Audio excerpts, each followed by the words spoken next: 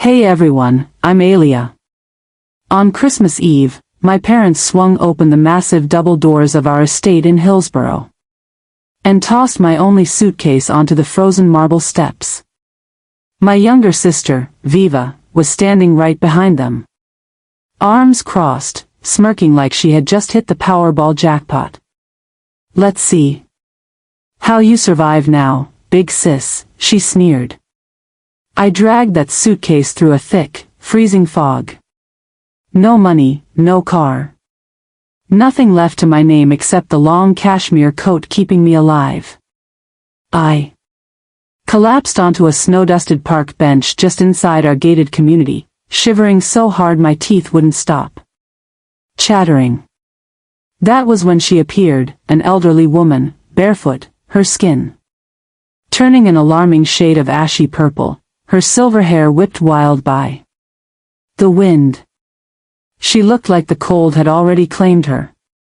Without a second thought, I stood up, took off my only warm coat, and wrapped it around her trembling shoulders. She grabbed my freezing hands, looked me dead in the eye, and whispered, "Kindness like yours is rarer than flawless diamonds." Then she walked away, fading into the mist. Exactly 1 hour later, black luxury SUVs pulled up in perfect silence, blocking the entire street. The same woman stepped out of the middle car. Same face, but now she was wearing a floor-length camel hair coat, her hair pulled back in an elegant chignon and diamonds glistening on her wrist. She walked straight up to me, smiled, and said just one sentence. "I've been watching you long enough to know exactly who you really are. If you've ever been thrown away by the people who are supposed to love you the most, leave your state or city in the comments. Just so I know I'm not alone. Trust me, keep reading. What happens next will leave you breathless." From that termination email I was that still had hit my inbox at in the morning. Another round of restructuring at the San Francisco ad agency where I'd given 6 years of my life. I stuffed my desk plant into the passenger seat of my year-old Honda Civic and steered it south on the wonder of toward Hillsborough. Me minutes if the traffic was kind, which it wasn't. I had already called Mama from the parking garage. "I just need to crash for a couple of weeks while I sort things out," I told her. She sounded distracted, said dinner was at and hung up. When I walked through the double doors, the house looked like a spread in Ebony, or Architectural Digest. A.F.T. Noble fir dominated the 2-story foyer. White orchids were everywhere. Waiters in tuxedos were setting the dining table for my father. Langston was uncurring a bottle of Dom Perignon like it was just a regular Tuesday. My mother, Oilia, was fastening a new strand of South Sea pearls that definitely wasn't their last month. And Vivica, my year-old sister, was twirling in a backless red silk gown, flashing a 6-carat radiant cut diamond on her left hand, acting like she'd been waiting her whole life for this exact moment. Darius, my ex of 4 years, stood behind her with his arm wrapped tight around her waist. I dropped my keys in the bowl by the door and tried to force a smile. "Hey y'all, rough day at work." That was all I could manage. Viva spun around, eyes wide with fake concern. "Oh my God, again?" she gasped loud enough for the catering staff to hear. "Third job in 4 years, right?" She turned to Mama. "Remember when she got fired from that startup in Soma for not being a culture fit?" Mama's lips thinned into a tight line. Dad didn't even look up from his champagne. I felt the heat rise in my cheeks. It was a reduction in force, Viva. They let the whole creative team go. Viva waved her new ring in my direction. Darius just closed his series of funding. Million pre-money valuation. The investors love him. Darius gave me that same smug smirk he used when we broke up 2 years ago with the classic line, "It's not you, it's the timing." Dad finally set his glass down. "Elia, we need to talk." He didn't motion for me to sit. He never did when it was bad news. He told me point blank that last month he had amended the family trust. Everything, $1 million in assets, was now solely in Vivica's name. Irrevocable. Signed, notarized, filed. With the estate attorney in Palo Alto. He said I was capable, and it was time I stood on my own 2 feet. Mama added, "We can't keep funding a lifestyle that doesn't produce results." Elia, as if my salary ever paid for her orchids or her Birkin bags. I stood there with my mouth open, trying to process that my own black parents, people who preached about building generational wealth, had just legally disinherited me while I was standing in their foyer. Viva had her phone out recording. "Yes, this is gold." She laughed. "The big sister comes crawling back broke on Christmas Eve. Say something for my followers." I looked at Dad. "Are you serious?" He met my eyes for the first time all night. Cold. Final. "You have minutes to pack what you need. Security will let you back in tomorrow. For the rest, you make an appointment." Mama didn't even look at me. She busied herself adjusting a gold ornament on the tree. I walked up the stairs on autopilot. The bedroom I'd had since I was still had my high school swim team photos on the wall. I threw jeans, 2 sweaters, my laptop, and toiletries into my old Louis Vuitton duffel bag. The one Viva hadn't stolen yet. Everything else, books, yearbooks, my framed diploma from Stanford, would have to wait. When I came back down, Viva was live on Instagram, narrating like it was a wildlife documentary. And here comes the prodigal daughter with one sad bag. Any bets on how long before she's sleeping in that Civic? Dad opened the front door himself. The fog had thickened. I couldn't see the end of the driveway. The temperature was already dropping below freezing. I crossed the threshold. "Merry Christmas, Elia." Viva shouted, sweet as poison. "Don't freeze." The door shut with a soft, expensive click. The alarm chirped twice as it armed. And that was it. In less than minutes, I went from daughter to intruder in the only home I had ever known.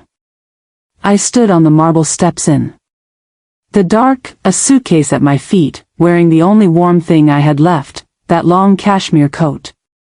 The second that heavy door sealed behind me, everything went silent except for the blood pounding in my ears. I stood in the empty street trying to breathe, but the air felt like knives. My mind kept replaying Dad's flat voice. Million. Gone with a signature and Mama refusing to meet my eyes. I was in one conversation I had become a stranger to the only family I had. I started walking. Because standing still felt worse. The suitcase wheels rattled over the perfect pavement. The only sound for miles. Every mansion I passed had warm golden windows and laughter spilling out. Christmas trees glowing behind gated driveways. Each one reminded me I didn't belong anywhere anymore. My fingers were already numb. I kept thinking, this can't be real. Any minute, Mama will open the door and call me back. She'll say it was just a cruel lesson. But the alarm stayed armed. No footsteps, nothing. I don't know how long I walked. Maybe minutes, maybe an hour, until I found myself in the small public garden. Next to the old Episcopal church. There was an iron bench under a street lamp that actually worked. I sat down hard. Let go of the suitcase handle, and finally let the tears come. I cried for the little girl who used to hide under that FT tree waiting for Santa. I cried for every birthday where Vivica got the bigger gift, and I was told to be grateful. I cried because I had always believed that if I just worked harder, achieved more, kept my hair straight, and my grades up, they would finally see me. Turns out none of that mattered. I wasn't disposable because I failed. I was disposable because I wasn't Viva. The tears froze on my cheeks. I hugged my knees to my chest and stared at the ground, trying to figure out how I was going to survive the night, let alone the rest of my life. That's when I heard the slow shuffle of bare feet on cement. I looked up and saw her, an elderly woman, dragging herself toward the bench, silver hair matted and loose, thin shoulders hunched against the wind, skin so pale and ashy she looked translucent under the lamp. She stopped a few feet away, swaying slightly, and spoke in a voice raspy from the cold. "Young lady, do you know if any of the shelters still have space tonight? I've been walking all the way from Berlin game. Everything is full." I wiped my face quickly. "I'm sorry. I don't have anywhere to go either." She studied me for a long moment, eyes piercing despite the exhaustion.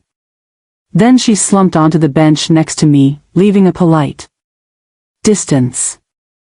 We sat in silence while her breathing steadied. I noticed her feet were bare and turning that terrifying shade of purple-white. That means the damage is deep. Something inside me cracked.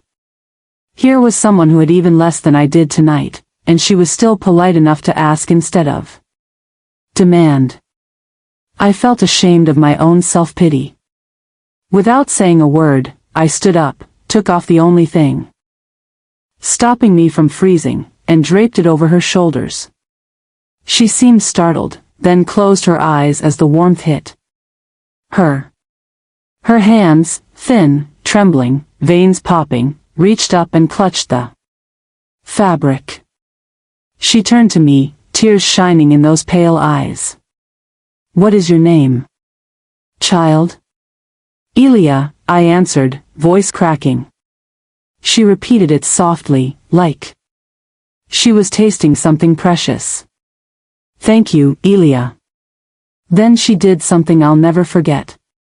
She took both my freezing hands and hers, squeezed once, and held my gaze for a long time. No words, just understanding passing between two strangers who suddenly weren't strangers anymore. After what felt like forever, she let go, stood up with a new steadiness, and gave me the smallest smile. She walked away, swallowed slowly by the night. Before I could even think to call her back, I sat back down alone, colder than I had ever been in my life, teeth chattering so hard my jaw ached. But for the first time since the door shut, the pain in my chest felt different. Lighter, like giving away the last thing I had somehow gave me back something I didn't know I was missing. The motel room smelled like stale cigarettes and cheap pine cleaner. I had been staring at the same Indeed page for hours, applying to anything that paid above minimum wage, when my phone rang with a number I didn't recognize. "Miss Elia Vance." The woman's voice was crisp, professional, with a slight East Coast clip. "I'm Claudia O'Neill, calling on behalf of Madame Odora Street Claire. She would like to meet with you immediately." I laughed out loud. I literally laughed because it sounded like a prank. Who is this really? The line stayed silent for seconds. Madame St. Clair will explain everything. A car is waiting outside. Room. I looked through the peephole. Identical black BMWs lined the cracked parking lot like a presidential motorcade. The back door of the lead car opened on its own. I grabbed my keys and walked out in the same jeans and hoodie I'd been wearing for days. She was waiting in the middle car, the woman.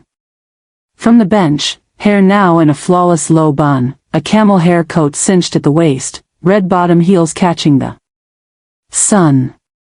She looked going on timeless. "Elia," she said softly, like we were old friends. The door shut with a soft thud. The partition rose. We pulled away. Minutes later, the gates opened. To a Tudor-style mansion on a quiet cul-de-sac in Atherton, hidden behind redwoods and a ft hedge. I had driven past this street 1,000 times. And never knew it existed. The inside smelled like cedar and roses. A fire crackled in a stone hearth big enough to stand in. Floor-to-ceiling windows looked out over a private lake. She motioned for me to sit on a cream sofa that probably cost more than my car. A butler poured tea neither of us touched. "My full name is Eudora St. Clair," she began. "My late husband founded St. Clair. Commercial really. When he passed years ago, I took the company private and poured the profits into the St. Clair Family Foundation. We own or finance over million square ft of office and retail space across the country. The foundation deploys roughly $1 million a year." I just stared. My brain couldn't compute the numbers. She leaned forward. "Every Christmas Eve for the past years, I do the same thing. I leave the estate dressed as someone who has nothing. No visible security, no purse, no phone. I walk until I find someone who still has a heart when they think no one is watching. Most years I walk all night. And come home disappointed. This year I found you." She explained that after I walked away, her security team, dressed in plain clothes and stationed 2 blocks away, had watched me from a distance for hours. They saw me check into the motel with cash, eat vending machine food, apply to jobs in one sitting, cry in the shower, and never once try to find out who the homeless woman was or brag about the good deed. "You are the first person in years," she said quietly, "who gave away the last thing keeping them alive without expecting a single thing in return." I needed to know if that was a fluke or if that is who you really are. She stood up and walked to the window, hands clasped behind her back. "I have no children. I have no heirs. When I go, strangers on a board will decide where my money goes. I don't want that. I want someone who understands what it feels like to be discarded on Christmas Eve to decide how we help the next person who gets thrown away." She turned to face me. "I'm offering you a room here, a salary, and a year apprenticeship. If at the end of it you are the person I think you are, the foundation will be yours to run, not a gift, a responsibility." I opened my mouth, closed it, opened it again. "Why?" was all I could say. "Because," she said, eyes suddenly fierce. "I know exactly what it feels like to sit on a frozen bench with nowhere to go and still choose kindness. I was when my own father did that to me. I promised myself if I ever had the chance, I'd make sure no one who chose right in that moment stayed lost." She extended her hand. "So, Elia Vance, will you come home with me?" I moved into the East Wing the following Monday. My new bedroom was Bigger than my parents' entire downstairs with French doors opening to a rose garden I could actually smell from the bed. Claudia O'Neill, tall, silver-haired, no-nonsense, handed me a leather binder the thickness of a phone book and said, "Welcome to boot camp." The first month was brutal. AM runs around the lake with Odora's ex-Navy trainer, working breakfast at where I learned to read a PF tax return faster than most CPAs. From to sitting next to Odora in board meetings at the Foundation's offices on Sandhill Road, taking notes, while billionaires argued about impact metrics. Evenings were spent dissecting years of grant files until my eyes burned. Odora didn't want another rich girl playing philanthropist. She wanted someone who could turn dollars into changed lives without wasting a dime. Her favorite phrase became, "We don't give fish. We don't even give fishing lessons. We buy the damn river and make sure everyone can eat forever." She enrolled me in the executive program for nonprofit leaders at Stanford's Graduate School of Business. Full tuition covered, no questions asked. 3 nights a week, I drove the 5 miles to campus, sat in classrooms with executives twice my age, and learned to measure outcomes instead of intentions. Weekends meant site visits, shelters for battered women in East Oakland, after-school programs in East San Jose, housing projects for veterans in the Central Valley. I interviewed mothers who had escaped abuse with just their kids and a trash bag of clothes. I listened to teenagers explain how a safe place to do homework kept them out of gangs. Every story etched itself into me. Back at the estate, Claudia drilled me on governance. How to handle a rogue board member. How to say no to a senator's pet project without losing federal matching funds. How to fire a grantee caught embezzling without triggering a PR nightmare. I rewrote the entire grant application process from scratch. Shorter forms, faster decisions, mandatory site visits within days of approval. Odora read every draft and bled red ink all over them. Then she made me defend every single change in front of the full board. There were nights I fell asleep on the kitchen island with my face on a spreadsheet.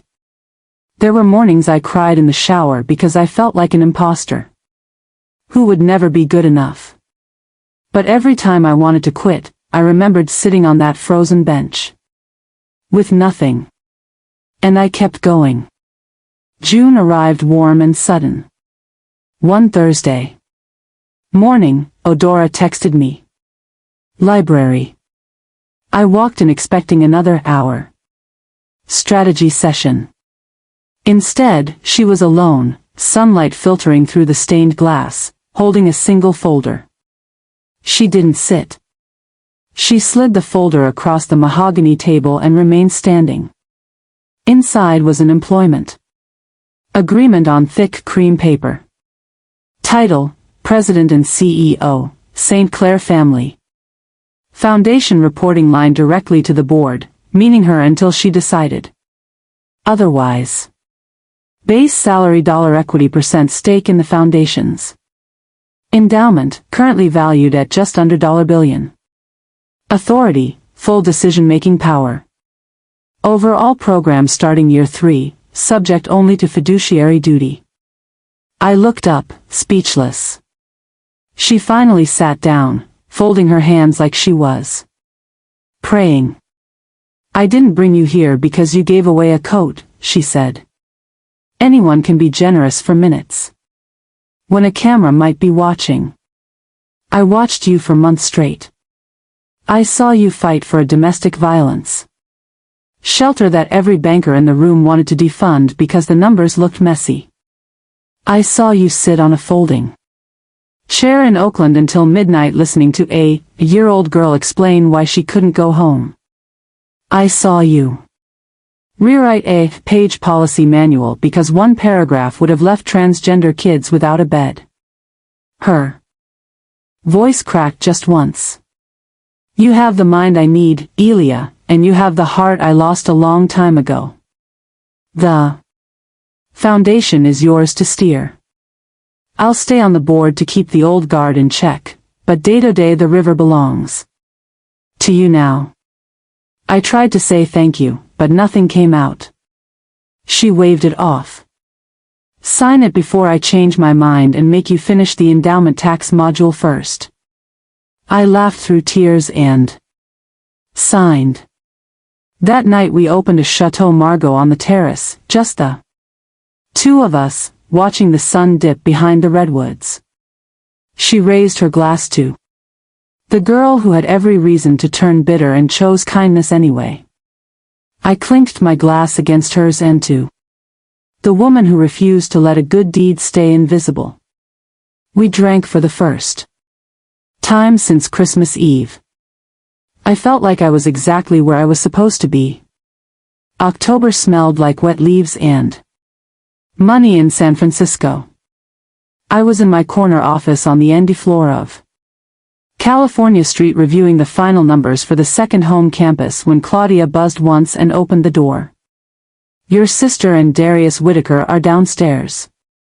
No appointment.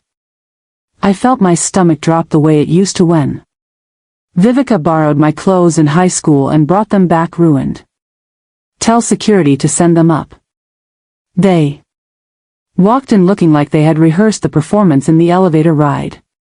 Viva was wearing a modest navy sheath dress instead of her usual bodycon, hair in a low ponytail, minimal jewelry. Darius had swapped the hoodie and sneakers uniform for a navy suit that almost fit well. Both wore the tight smiles of people who practiced apologies in the mirror. Viva spoke first, voice soft, eyes shimmering. Elia, I've been horrible. We've been horrible. I am so sorry for everything. Christmas Eve, the things I posted, everything. Darius nodded vigorously. We're getting married next spring, trying to do things the right way. I stood behind my desk, hands clasped and waited. Vivica took a breath. Daddy's in trouble. Some investments went south. He and Mama might lose the house. And Darius's new company, AI, for elder care, just needs $1 million to close the seed round. We wouldn't ask if it wasn't life or death. I raised an eyebrow. Which part is life or death? Dad's mortgage or his valuation? Darius forced a laugh. Look, I get it. You're big time now, but blood is blood, right? $1 million is nothing to the foundation. I leaned back. Tell me what happened to the $1 million trust fund you took last December? Viva's mask flickered. We diversified crypto, NFTs. Some angel deals Darius's friends were running. It was supposed to X, then FTX crashed. Luna went to zero. Most of it is gone. Darius chimed in. Market downturn happens to everyone. Sequoia lost billions, too. We just need a bridge. I opened the folder Claudia had silently placed on my desk. Screenshots, bank records, and a Forbes article titled The Vance Family Bets. Inheritance on Mimicoins. I spun the folder so they could see. Percent gone in. Months, I said calmly. You bought a Lembo each, put a deposit on a condo in Miami, and paid influencers to pump coins.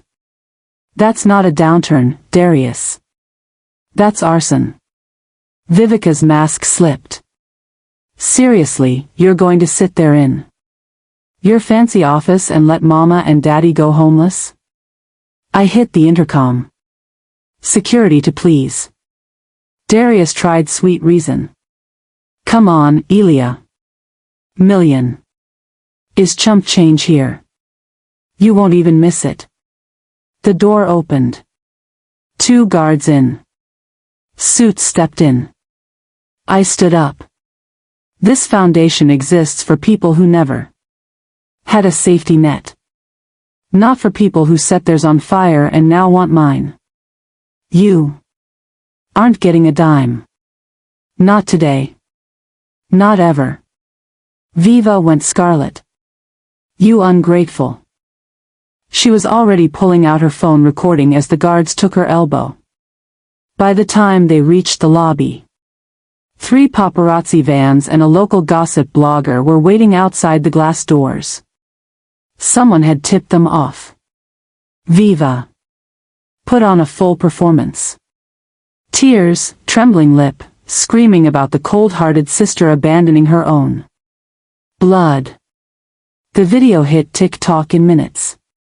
Caption, my billionaire sister won't even help our parents keep their home. Family first #Toxicister. It blew up. Million views in 6 hours. Then the internet did what it does best. Former classmates posted yearbook photos of Viva pouring yogurt into my backpack senior year. Someone found the Christmas Eve Instagram live where she laughed while I dragged my suitcase out. A former nanny went on record about the way Vivica used to lock me out of the house in the rain as a prank. The comments flipped from sympathy to pitchforks. Vance's family exposed trended higher than the original video. Darius's pitch deck for the seed round leaked. Someone at the foundation accidentally forwarded it to a reporter. Turns out the AI for elder care startup was % smoke and % his cousin's garage project. Investors vanished. Viva's wedding planner cancelled. She hadn't paid the deposit. Her engagement announcement post was dragged in the comments into oblivion. I never posted a single word. By midnight, the video was age-restricted for harassment. The blogger issued a groveling apology, and Vivica's follower count had been cut in half. Claudia poured me a glass of scotch when I got back to Atherton that night. Poetic justice tastes better when you don't have to lift a finger, she said. I raised the glass to the dark window. It tastes like closure. November brought a cold fog that never quite lifted. The news broke on a Tuesday. Pacific Crest Capital collapses. Billion-dollar Ponzi scheme unraveled. Dad had moved every remaining dollar, mortgage refinance, Helolock, even Mama's jewelry, into the fund months ago because the guaranteed % annual return was going to get them back on track. The FBI raided the offices in Newport Beach the same week. The founder was already on a yacht somewhere in Cabo. Days later, the foreclosure notice was taped to the front door of the Hillsborough mansion. No biders showed up at the auction. The bank took possession. Langston, Oilia, and Vivica moved into a 2-bedroom apartment above a nail salon on Story Road in East San Jose. Rent $1 a month. It was all they could afford. After filing for bankruptcy, Vivica's credit cards were maxed out at $, mostly on handbags and coping shopping sprees. After the October disaster, collection agencies were calling non-stop. They showed up at the foundation without an appointment on a rainy Thursday morning. Security called up. I told them to let all 3 in. Dad looked years older. Hair completely white, shoulders hunched, wearing a sport coat 2 sizes too big. Mama had cut her hair and dyed it a cheap drugstore brown that didn't quite match. Vivica wore no makeup, eyes puffy, clutching a knockoff purse like a life raft. I met them in the small glass conference room on the Andy floor. No water, no coffee. Claudia stood outside the door. Dad spoke first, voice cracking on every word. Elia, you're my daughter. I know we hurt you. I know we Don't deserve anything, but we have nowhere else to turn. The lease on the apartment is up in weeks. We're going to be on the street. Mama stared at the table, twisting a handkerchief into shreds. Viva finally looked up, eyes red. Please, just enough for a fresh start. We'll sign whatever. We'll never ask again. I opened a slim black folder and placed 3 business cards on the polished wood. First card, Marcus Chen. Certified financial planner specializing in post-bankruptcy recovery. Second card, a debt management and financial literacy program. Free week course funded by the foundation held at the East San Jose Community Center. Third card, California Crisis Line for NAMI, National Alliance on Mental Illness, and a local therapist who accepted sliding scale fees. I pushed the cards toward them. This is what the Street Claire Foundation can do for strangers who lost everything through no fault of their own, I said, voice neutral. It is the exact same help we offer anyone who walks in here, broken and scared. Dad's hand shook as he reached for the cards. Then he stopped halfway. That's it. After years, that's all you have for your own father? I stood up. You had options, Langston. You chose to rewrite the trust. You chose to chase returns that looked too good to be true. You chose to stay silent when Vivica humiliated me for sport. Those were your choices, not mine. Mama finally looked at me. Tears were streaming down her face. We were wrong. We are so sorry. I looked her in the eye for the first time in almost years.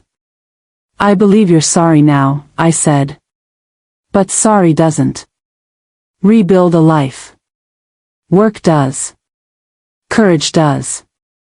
Taking responsibility does. Viva started sobbing loud and messy. You're enjoying this. You want us to suffer? I walked to the door and held it open. No, I answered. I just refuse to pay for your suffering anymore. Security escorted them out. Dad never looked back. Mama whispered, I'm sorry, one last time as the elevator doors closed. Viva kept crying until they hit the lobby. Claudia offered me a tissue I didn't realize I needed. They'll be all right, she said quietly. People who hit rock bottom either stay there or start climbing.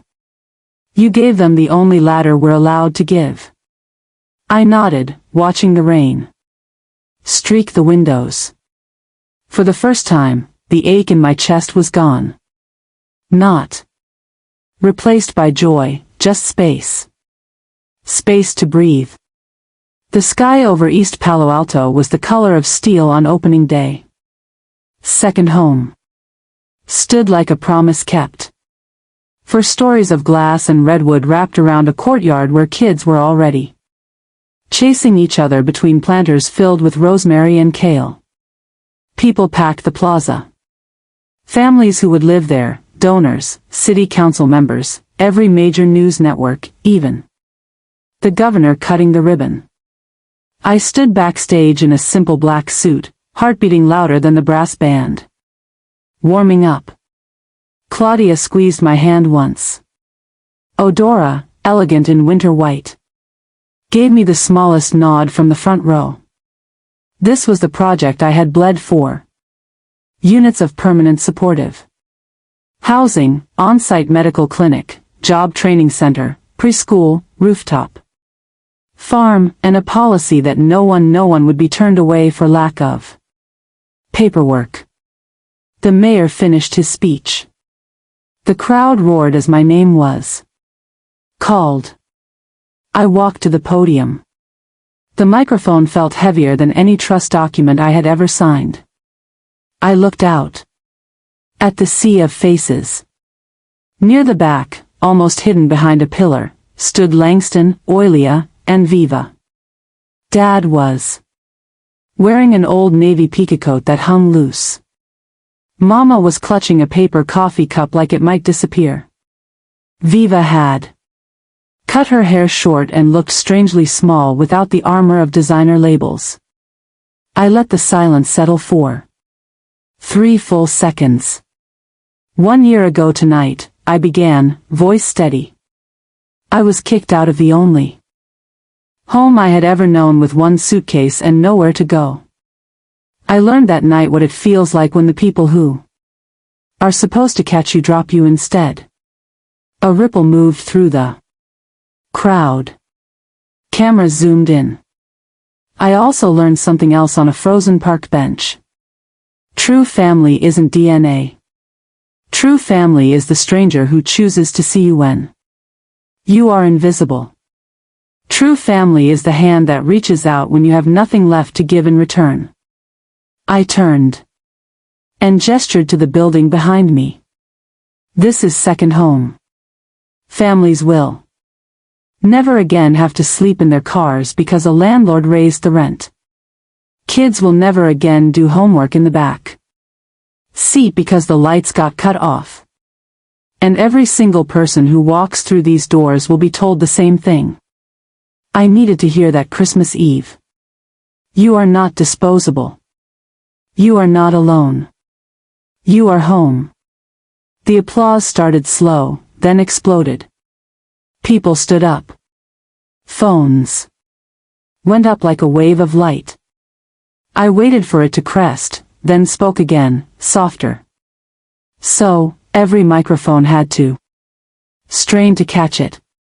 Tonight, we open these doors for every person who has ever been told they don't belong. Especially for those who were told that by the people who were supposed to love them the most. I looked straight across the plaza at the 3 figures in the back. Dad's shoulders shook. Mama covered her mouth. Viva looked at the ground. I didn't smile. I didn't frown. I just held their gaze for a heartbeat longer than comfort allowed. Then I stepped away from the podium. The governor cut the ribbon. The band struck up. Kids rushed forward with flowers. Reporters shouted questions I pretended not to hear. I walked down the steps through the crowd that parted like water and headed toward the main entrance. Langston tried to step forward.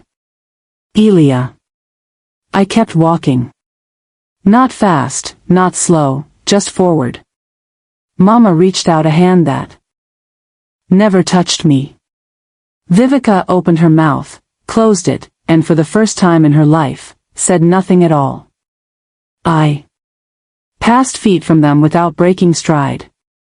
The massive redwood doors of second home slid open automatically at my approach. Warm light spilled out onto the concrete. I crossed the threshold.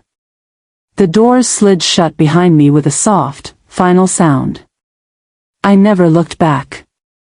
Not because I hated them, not because I needed to prove anything, but because I finally understood that forgiveness doesn't mean reopening the door that hurt you. Sometimes it just means walking through a new one and letting the old one stay closed. Inside, a little boy in a Spider-Man jacket tugged on my sleeve. Are you the lady who built this place? He asked. I knelt down so we were eye level. I'm one of them, I said. He offered me a dandelion he'd picked from the courtyard. For you? Why did you give us a home? I took the flower and for the first time in a long time, I smiled like I meant it. Outside, the celebration went on. Inside second home, the future began. Did you like the story? And which city are you listening from? Let's meet in the comments. If you like the story, you can support me by sending a super thanks so I can keep bringing more stories like this. Thank you so much for your sweet support. I'm Looking forward to your comments on the story. On the screen, you can see 2 new life stories that I highly recommend. There's so much more on my channel. Don't forget to subscribe. See you in the next life story.